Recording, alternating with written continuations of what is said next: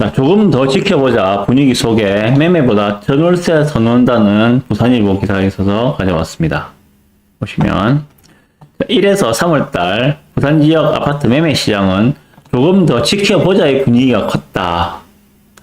매매 거래량은 예년 평균에 비해 절반이었지만 전월세 거래량은 1.3배 수준으로 늘었다.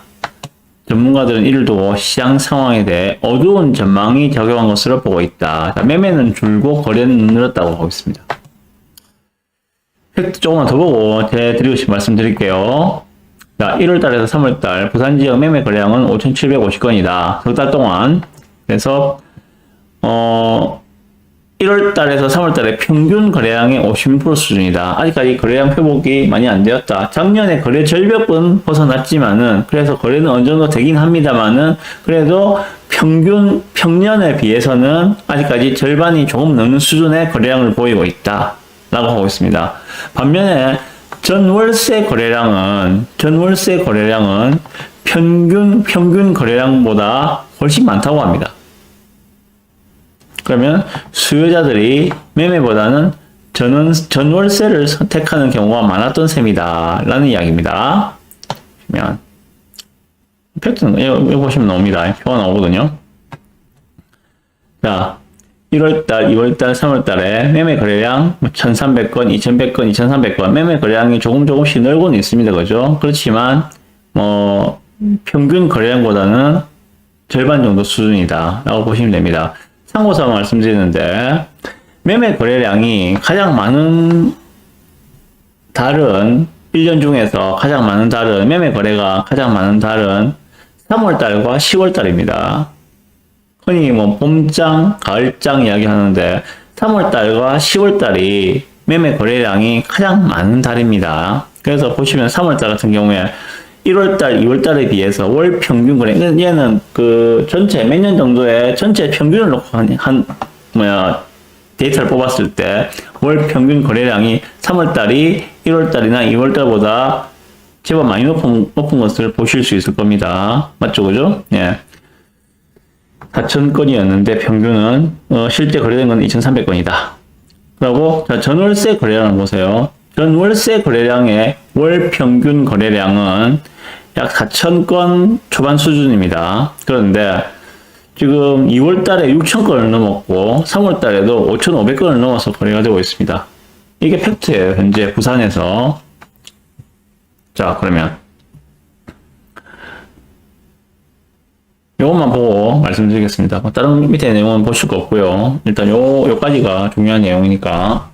자, 그러면 여기 대해서 제 코멘트는, 자, 실수요자들 중에서 상당수가 아직까지 매매로 나서지 않고 전세 혹은 월세를 선택하고 있는 것으로 보인다. 팩트죠, 그죠? 요거는. 자, 그리고 요즘에 전세가가 많이 떨어지는 거죠. 전세 가격이 많이 떨어져 놓으니까 적은 전세금으로 상급지에 거주가 가능하니까 당연히 전세를 선호하겠죠. 그리고 전세를 선호한다, 전세를 선택한다는 의미는 뭡니까?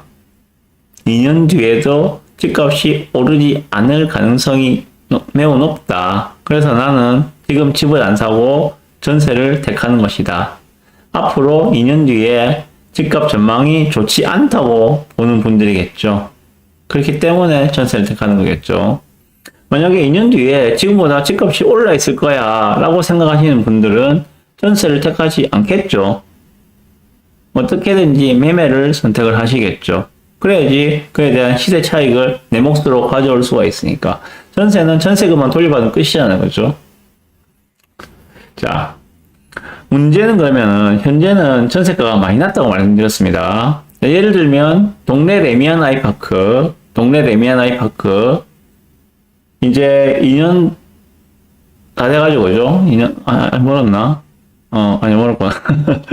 이제 1년 지났구나. 얘 같은 경우에는 전세 요즘에 4억 4억 초반이면은 전세 구할 수 있습니다. 8사 기준으로. 1단지 같은 경우에는 4억 언더도 전세 구할 수 있어요. 3단지 같은 경우에도 4억 정도면은 전세 구할 수 있습니다. 동네 레미안 아이파크. 저기 남쪽에 있는 명륜 아이파크 1단지 같은 경우에는 전세가 오히려 동네 내면 아이파크보다 더 비쌉니다. 4억 중반은 돼야지 갈 수 있어요. 이전 한 3년 전만 하더라도 전세 가격이 장난 아니었던 지역이죠, 그죠? 근데 전세 값이 많이 내려왔고, 그렇습니다, 현재는. 그런데 문제는, 자, 2년 뒤에도 그러면은, 2년 뒤에도 지금과 같은 가격에 전세를 살 수가 있을 것인가? 이게 문제겠죠. 2년 뒤에. 제가 늘 말씀드리는 바는 전세가는 어디에 반응합니까? 물량에 반응합니다. 그죠? 그 물량은 물리적 공급 물량이 있을 것이고 정책적 공급 물량이 있을 거예요. 자, 물리적 공급 물량은 늘 말씀드리지만 2년 뒤에 부산 25년의 입주 물량은 10,000세대 미만입니다. 자, 물리적 공급 물량은 매우 줄기 때문에 전세 공급으로 들어갈 수 있는 여력들이 매우 적다라고 생각하셔야 됩니다. 일단 이게 팩트. 두 번째, 지금 거래 절벽에서 벗어나서 거래가 점점점 살아나고 있는 중입니다. 거래가 점점 살아나고 매매 거래가 활성화된다면 전세로 돌리지 않겠죠. 매매가 안 되기 때문에 어쩔 수 없이 전세로 돌렸던 물량들인데 매매가 된다면 전세로 나올 물량이 없겠죠. 자, 2년 뒤가 지금보다 훨씬 더 거래가 활성화되어 있다면 전세는 물리적 공급과 정책적 공급 둘 다 줄어든다는 이야기입니다. 공급이 그렇게 줄어드는데 가격이 지금보다 더 떨어질 수가 있을 것인가? 당연히 저는 전세 가격은 지금보다 훨씬 높은 수준에서 형성되어 있을 것이다 라고 생각합니다.